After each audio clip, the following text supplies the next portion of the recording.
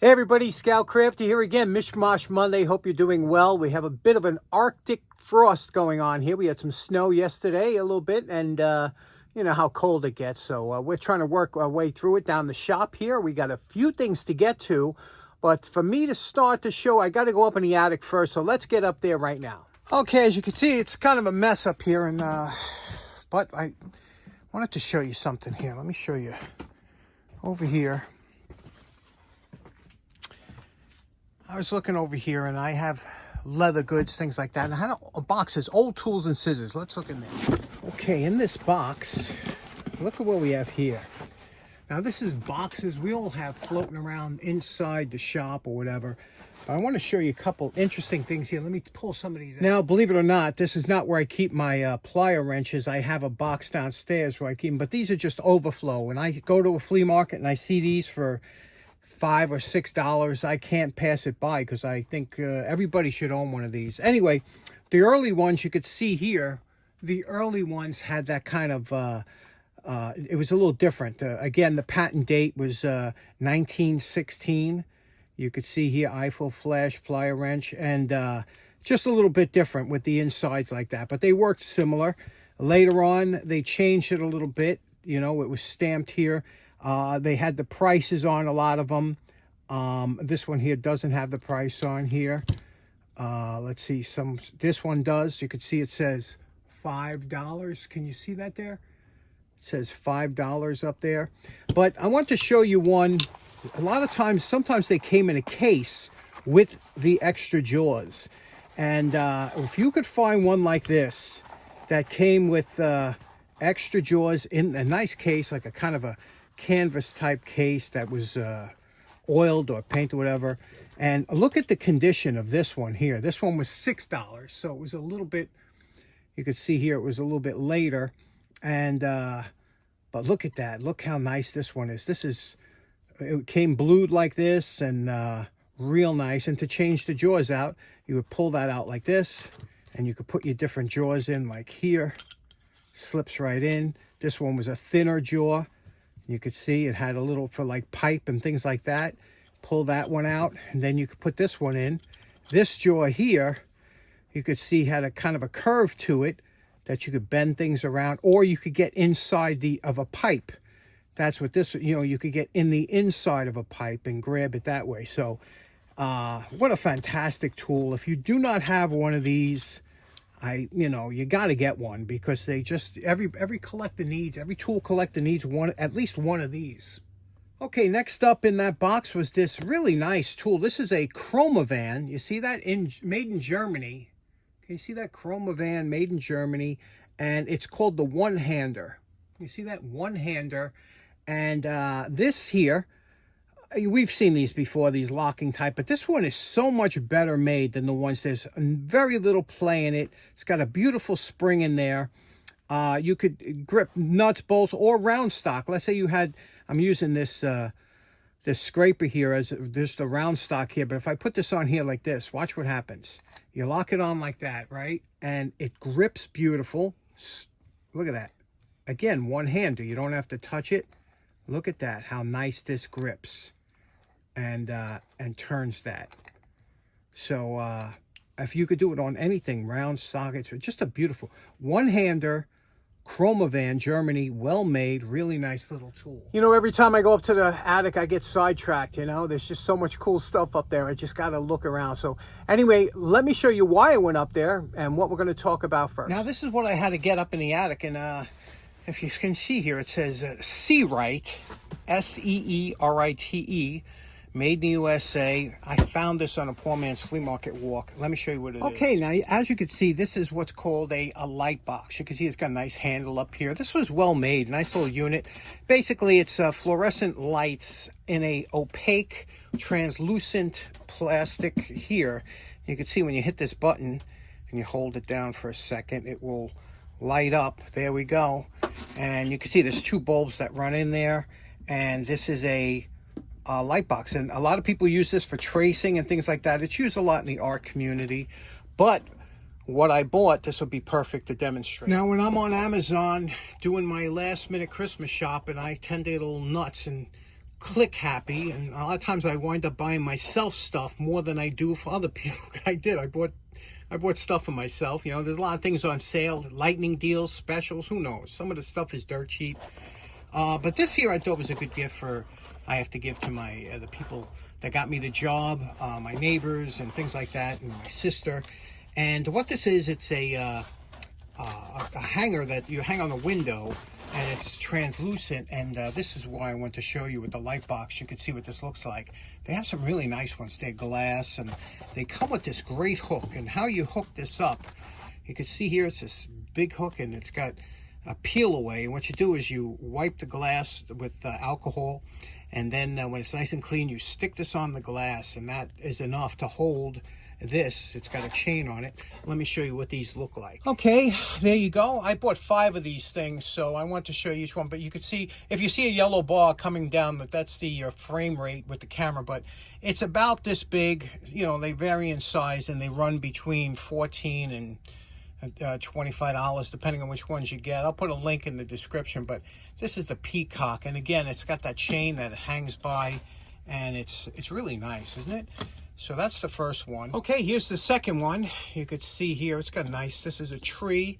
And again, it's got all them chipped pieces of glass that are in here, but it's really nice, you know, when it's thin, it's not too heavy. Nice one. Okay, this one here, this one, my sister's an author, so I bought this for her. It's kind of books and flowers, and that's very pretty, isn't it? Here we go on that. Lastly, I think this one's for me. I just love this one. Look at the beautiful colors. Look at the tree and all the different shades and chipped glass, and isn't that just beautiful? This one I think I'm gonna keep. I always wind up keeping something I buy. Okay, next up, you know, I'm a sucker for scrapers. I love all types of scrapers, and 5 years ago I did a video. A good friend of the show, Brian Little, I think he's from Iowa. Brian sent a few boxes of the plastic razor blades. He was the first one to turn me on to these plastic type. He sent me a bunch of these type razor blades. He uses them all the time. And what they are, they're plastic, you know, but they do a good job for scraping. And here, if you have like a little handle here, this one you can see is worn out. So what you do to open it up, you open this like this. It's real quick and easy to change these blades. Open this up, put one in here. We'll put one of these down. Now, the different colors have different thicknesses, or the plastic razor blade. So you can get a real thin, thick, or thick, depending on what you're scraping. But there you go. I'll show you how this works. It works really nice. And this one here comes with, now this is a single edge type. Now, for most of the scraping that you're going to be doing, you know, whether you use a small scraper like this, remember these old ones? These were always paint scrapers, things like that, for around the glass, or stickers and things like that. They came, you know, a bunch of these. A lot of these were made in the USA, believe it or not. This one here, made in the USA. So a lot of these were made in the USA, and they, you know, they're okay. But if you got to scrape an inspection sticker or something like that, you need this guy. This is the cat's pajamas right here. And a lot of you bought this on my recommendation last time that I showed this. I think Lyle Tools makes this. I'll find out who, but this thing is fantastic, and you gets right in there. It's got that the perfect angle to scrape off the sticker. The blade change couldn't be quick and easier. You know, it's really nice. However, when I was picking up my Christmas gifts, I saw these. Came in a package of 2, these scrapers here. And I said, oh, look at this. See how that works? You know, there's the safety, so you don't cut yourself. You leave that up and pull it down. So I said, that's pretty novel. It was inexpensive. I said, let me try it out. I always like a good scraper. Here's the problem with these, okay?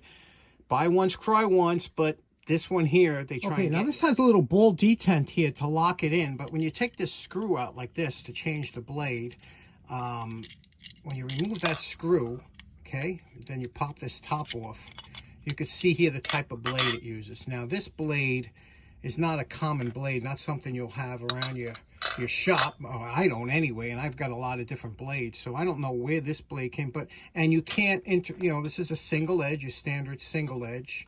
I don't know if a double edge would fit in here, but the single edge don't, which is the ones you usually use for scrapers.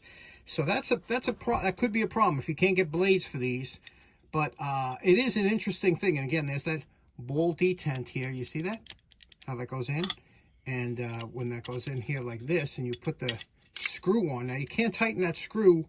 There's a step on that screw that's supposed to lock it down, that will only let it tighten up a certain amount, so that you could, once you tighten that up and you use a screwdriver like this, once you tighten it up,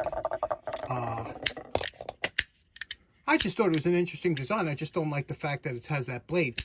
And here's Brian's plastic razor blade here. You can see how nice, and look at that. I'm just peeling up some tape here like that. You see that? If you and it does work for a lot of different things. I've used these before, especially if you're trying to scrape on something that you don't want to put marks. You know, this is great for, like, if you had to try and scrape paint off of something that you want to keep. It's just sharp enough that it'll do the right job, but it doesn't scratch. These plastic razor blades really do work. They're no gimmick. And let me know if you ever tried them or used them in your shop. Okay, last up, another item from the poor man's flea market. We all love that. Another found item. And this item here I thought was pretty interesting because, you know, I love light fixtures, and especially vintage ones, fluorescent lights. This is an older one. It's a small one. Very nice. Single. It's just perfect. The thing is, I always tell you, whenever you find an old electric motor or an old fluorescent light, a lot of times they have wonky cords on them. And this is about the wonkiest cord that you're going to find. Look at this thing. This is like Romex or something that they put on here to make a cord, which is pretty funny, I think. And they even got a, you know, they got a decent cord. In fact, you know what I'm going to do? I'm going to plug it in just the way it is to see if it works before we start digging into this. These things usually did work, but let's plug it in right now. Oh, there we go. A working light. So really all you have to do is put a new cord on it and clean it up. Let's do that. Now this looks like it was hung up on the ceiling or whatever that it was hung up, because there's dust up here. So they used what looks like a coat hanger. And, you know, you got to be careful when you're trying to, this stuff is older stuff. So the best way to do it is get yourself a pair of channel lock. These are 3/58 end nippers. And they make quick and easy work of cutting off here. And then you could just peel this away instead of trying to undo it and cut yourself. Okay, we took the bulb out here, and you can see the bulb. It says it's a General Electric, an older one here. General Electric, and you can see it's a F15 or T12. And the CW stands for cool white, and it says cool white. And it's 15 watts. Now, what's interesting is how they measured these. You can see that says T12. That's 12/8 of an inch. They measured these fluorescent bulbs an 1/8 of an inch. So 12/8 of an inch would be an 1.5 inches. And if we hold the ruler up here, we could see that this bulb is indeed an 1.5 inches in width. And so if it was a T8, 8/8 of an inch would be 1 inch. So a T8 is 1 inch round. And if it was a T5, that would be 5/8 of an inch round. So that's how they used to measure. Very interesting. So, and to take these apart, again, these were metal. Let me show you this cool label here. Can you see this? Look at that. Look at that. Look at Underwriters Laboratories. I love that old Underwriters, that old-timey font they used. And it's union made. This was a Class P, 118 volts, 60 cycles AC. And let's open it up and see what it looks like inside. To do that, you squeeze usually the middle, and this pops. Oh, there we go. Squeeze it in the middle, and this will pop open. And there we go. Look at that. Only light guys will get a kick out of this. And my buddy Jess, he's seen millions of these. But Universal Thermomatic Trigger Start Ballast for 120 watt or 15 watt T8 or T12 or 14 watt fluorescent lamp, 120 volts. Look at that. Is that not beautiful?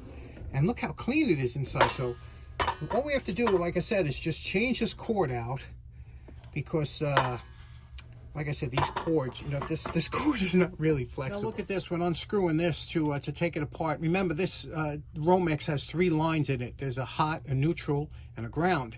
And they took the ground part of the wire and bent it over so that this clamp, when it's tightened down, would ground it, even though they don't have a ground on the plug. That was pretty interesting, whoever did that. That was, you know, that's a homeowner trick, but that's the ground right there. One thing great about these old ballasts is they had the wiring diagram right here. So you can see the black and white would go right to the line coming in, the black and white. And the ground, you could just ground to the case one way or the other, but there we go. So we'll just take this apart and put a nice new cord. Here's a nice cord. I think will go nice with this light. You can see it's got a 3-prong. It's got a right angle plug that'll do nicely. And there we go. There are the, can you see the wires there? Nice thickness. So let's hook that up real quick. And we're calling this project done. It's all rewired, cleaned up, and new plug on here. Let's plug it in. Look at that. Isn't that just beautiful? 1, 2, 3 lights up. I did a little touch up here. There was a little scratch, but other than that, it's real good to go. That one's in the can. Poor man's flea market. Hey, you want to have some fun? Next time you got an electrician coming down the house, have a couple of these hanging off the ceiling. And as you go into the back of the basement, just give the bulb a little screw there and turn on your light bulb this way. Watch your electrician eye light up. You don't see too many of those sockets around, do you? Okay, so in closing, a little disclaimer there. Don't try that socket thing at home unless you're really comfortable with electricity and getting shocked at home like I am. But I thought it'd be funny. I know I like the safety Sallies. They get a little perturbed with me. But thanks so much for tuning in. We'll see you again on Wednesday, trying to keep the videos short. So have a great day. Take care now. Bye-bye.